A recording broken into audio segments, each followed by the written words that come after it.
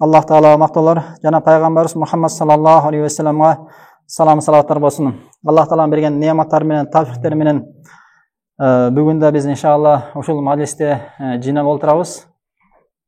Бүгүнкү алып турган темабыз мусулман адам үчүн эң баягы коркунучтуу болгон темалардын эң башында турган тема бул мусулмандын ширкке түшүп калуусунан коркуу туурасында келген тема да. Себеби Аллах Таала эң биринчи буйруган буйрук бул Аллахтын жалгыз өзүнө сыйынуу, тавхид да. Аллах Тааланын ибадаттан жалгыздоо.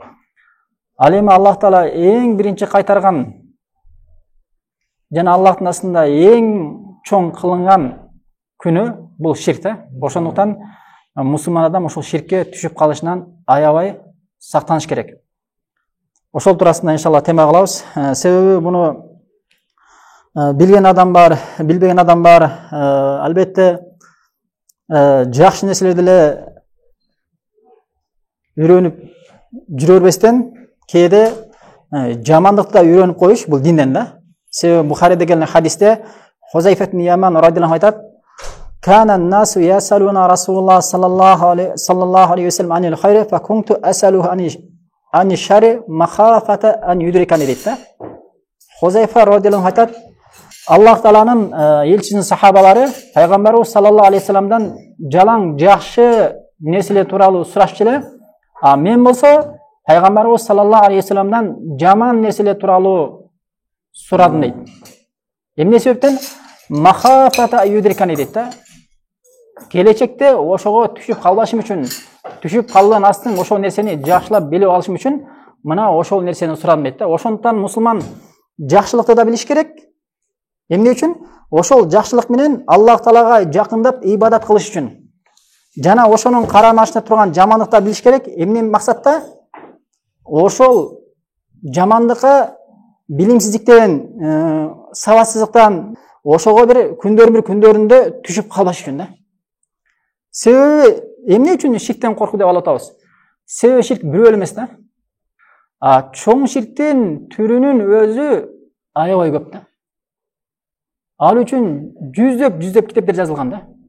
Ал эми кичинекей ширкке эле турган болгон болсок, ал да аябай көп.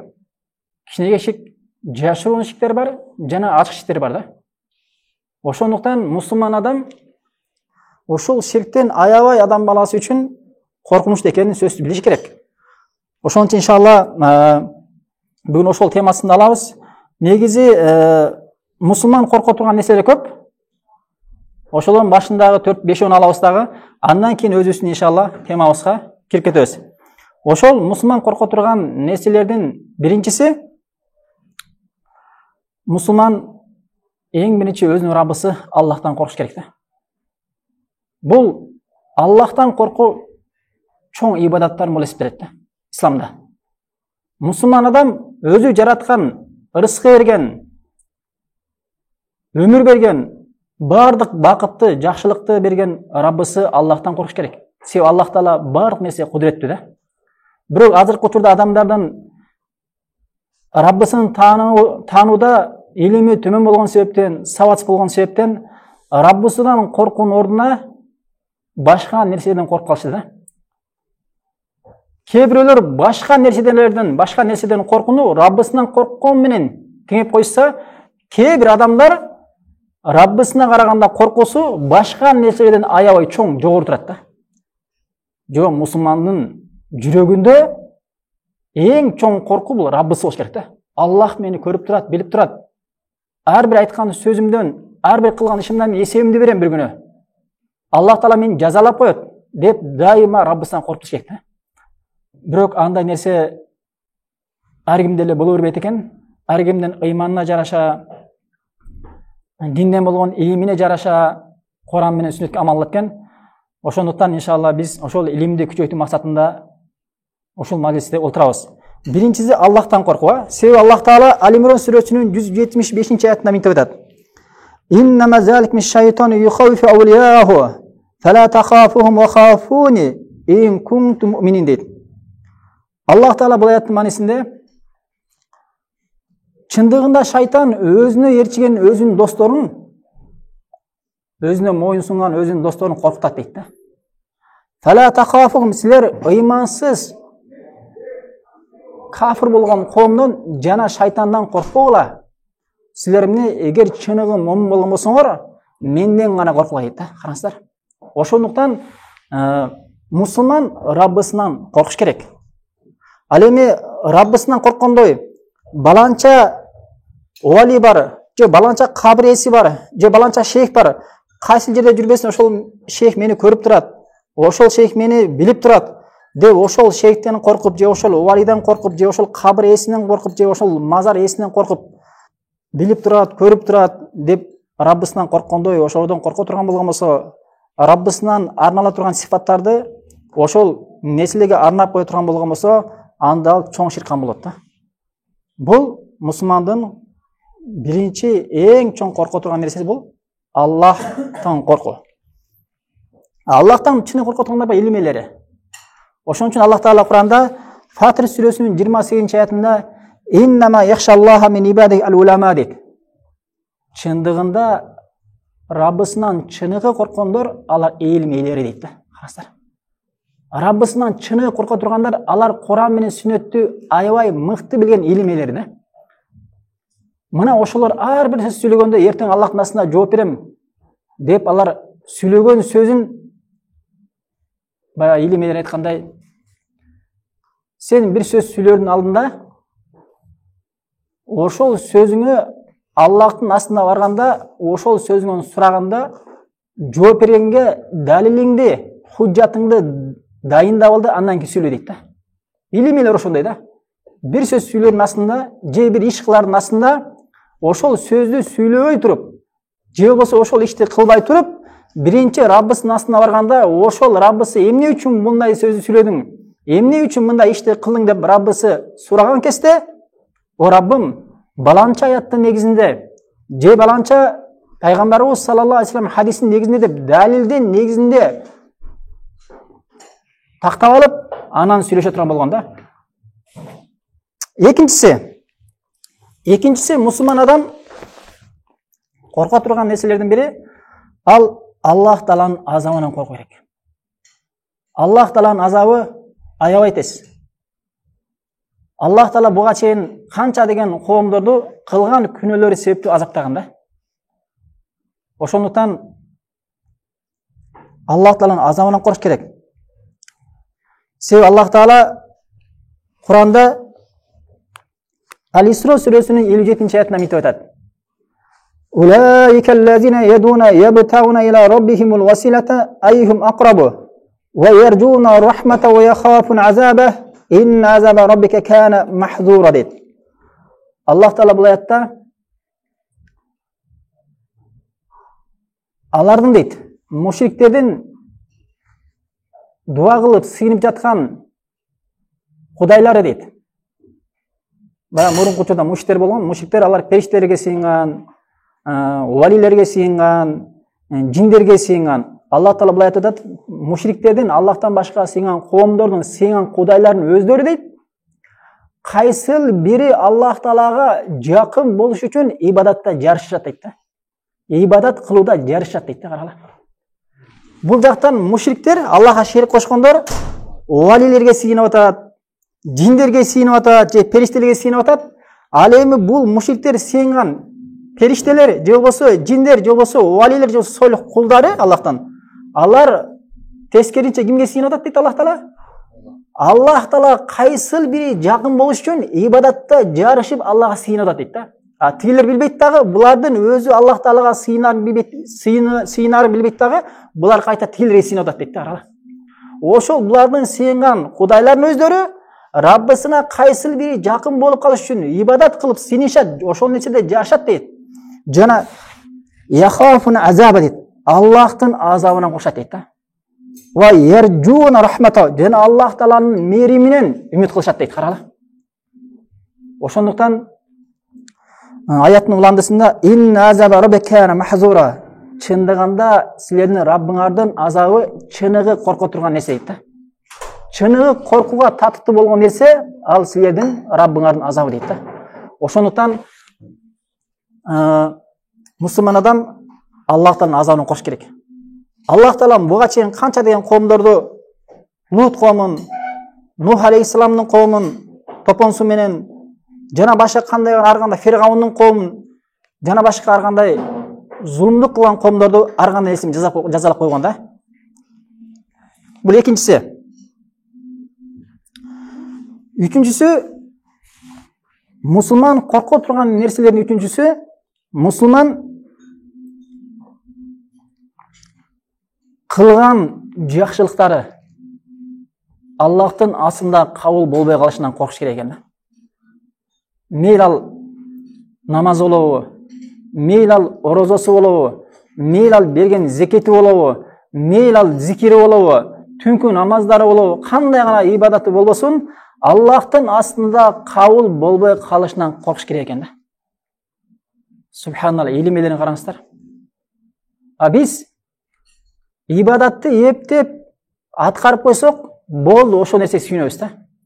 Мұрынқы қоңдағы пайғамбарлар, сахабалар алар ибадатты тура Құран менен сүннетті қандай келген болса, еш нәрсені қошпой, жана ибадаттан еш нәрсени кемітпей, қандай көргізген болған болса, пайғамбар дал ошондой қылышып, өзінің уағында белгіленген саатында қылышып, жана ал намазды оқығанда жөнелей біз оқығанда емес, намаздың ішінде хушумен Аллахтан қорқып, андан кейін намаздан шыққандан кейін я Раббым деп түнгі намаздарды олауы, жана башка учурларды олауы, Раббысына дуа кылып, Аллахым, ушул биздин кылган ибадаттарыбызды кабыл кылгын дешкен да.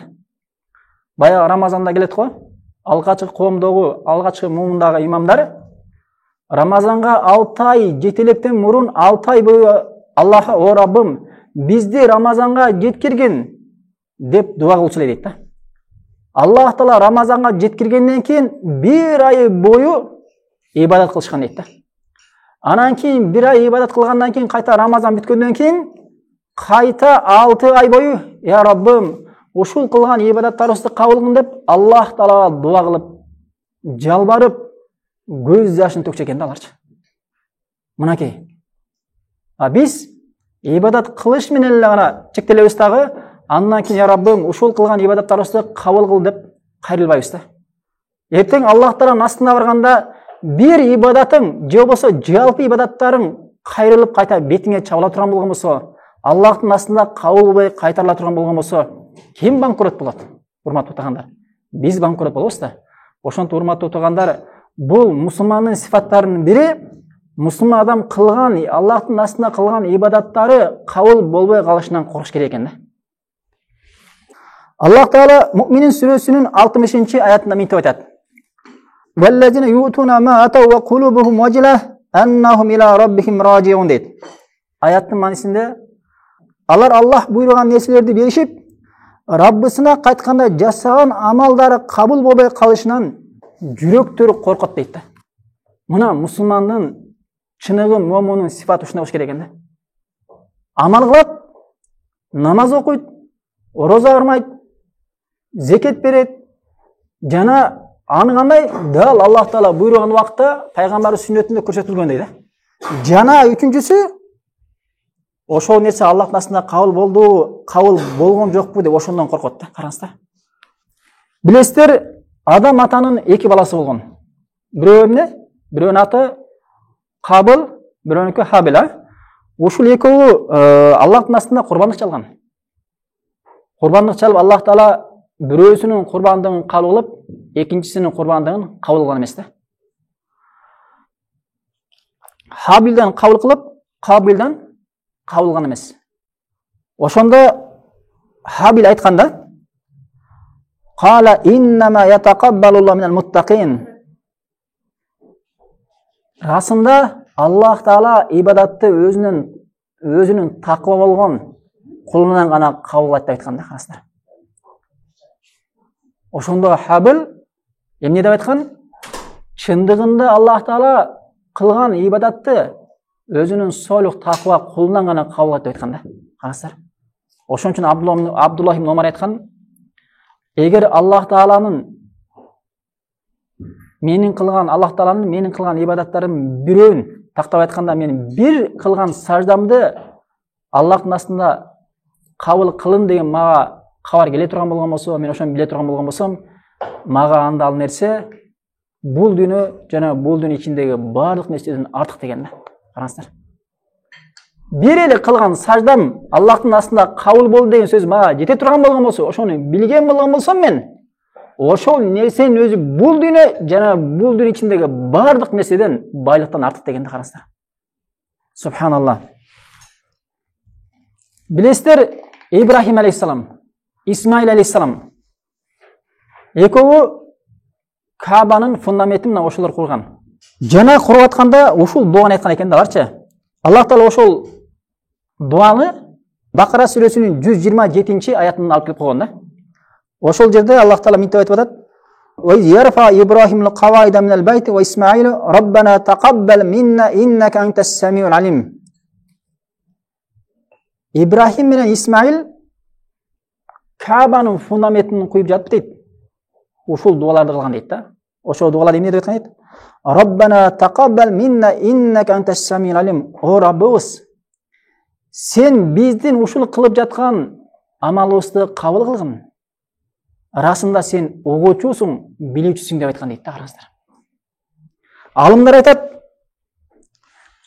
ушул аятты тафсирлеген муфассирлердин бири айтат, Ибрахим алейхиссалам менен Исмаил алейхиссалам ошол Кабанын курганда өзүнүн заманында кирпичтер болгон да, же таштар болгон. Ошол ар бир ташты коятканда же ар бир кирпичти коятканда ушул дуаны айткан дейт да, кара. Бир кирпич койду, ушул дуаны айтып, кайта экинчи кирпич койду, ошону ушул дуаны айтып, ушинтип коюшкан дейт да. Жана субханалла, ушул нерсени Аллах Таала кабыл кылабы, кабыл кылбайбы дегенден корккон дейт аларчы. Ухайимне ал-Вард деген алым айтат, ушул аятты окуп Ибрахим алейхиссаламдын ушул нерсесин билгенден кийин ыйлаган экен да. Ыйлап ушул сөз айткан экен. Ибрахим алейхиссалам менен Исмаил алейхиссалам Аллахтын буйругу менен Аллахтын үйүн куруп жатып, жана ушул амалым Аллахтын астында Аллах Таала кабыл кылбай коюшунан коркуп атат. А биздики кандай болот деп корккон экен да. Ыйлаган экен да. Ибрахим алейхиссалам Аллахтын буйругу менен Аллахтын жана үйүн куруп жатып, ушул кылып аткан амал Аллахтын астында кабыл болбой калышынан корккон болгон болсо, а биздики кандай болот экен? Караңыздар. Субханаллах. Ошол мусулман адамдын корко турган амалдарынын биринин төртүнчүсү, ал мусулман адам кылган күнөөлөрдүн жамандыгынан коркуу да. Кылган күнөөлөрдүн жамандыгынан коркуу. Себеби биз канчалык таква болбойлу, канчалык Аллахтан коркпойлу, баягы атайлап болбосо дагы жаңылыппы, унутуппу, кээ бир күнөөлөрдү кылып алышы мүмкүн. Мисалы, өзүңдүн кошунаңа зулумду кылып алышы мүмкүн, же өзүңдүн досуңа зулумду кылып алышы мүмкүн, же болбосо өзүңдүн өмүрлүк жолдошуң, келинчеңе, же болбосо өзүңдүн балдарым, бул балдардын атасы, мен буларга менден башка камкор көрө турган эч ким жок деп, өзүңдү ошол жерде жогору коюп, аларды таза пас кылып, аларга зулумду кылып алышың мүмкүн. Жана башка бирөөлөр менен соода маселесинде болобу, жана башка маселелерде болобу, кыскасы зулумду кылып алышың мүмкүн да. Ошол зулумдуктан коркуш керек. Зулумдуктун натыйжасында сенин башыңа бале жетип калышынан коркуш керек. Ибн Койм айтат го, кылган күнөөнүн азабы 40 жылдан кийин деле жетиши мүмкүн дейт. 40 жылдан кийин деле башыңа жетиши мүмкүн дейт. Ошондуктан мусулман адам саламатта болуш керек да. Күнөө кылдыңбы? Бирөөнүн аманаты болсо ошону кутулуп, Аллахтан тооба кылып, дайыма жакшы абалда жүрүш керек. Себеби мусулман адам күнөөнү кичинекей кылбайт да. Күнөөнү же зулумдукту аябай оор көрөт, чоң көрөт да. Себеби пайгамбарыбыз саллаллаху алейхи вассаламдын сахабасы Абдулла Масуд айтат: "Иннал му'мина яра зунубаху каннаху qaidin tahta jabalin" дейт да. "Яхафу ай яқа алейхи" дейт да.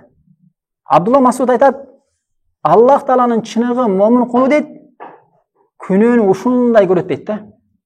Күнөөнү ушундай күнөөнү тоодой көрөт дейт да. Кандай тоодой? Тоонун астында турганда баягы тоо кулап кетишине адам коркот го. Дал ошондой тоонун астында туруп, ошол тоо кулап кете турганда үстүнө, ошондой абалда күнөөдөн коркот дейт да. Ал эми Асадын уламдысында ва иннал фажира яра зунубаху казубабин марра ал анфиге. Ал эми фажир бузук адам дейт, күнөөнү туура мурдун үстүндө конгон чымын сыяктуу көрөт дейт да. Ал үчүн күнөө эч нерсе эмес дейт да.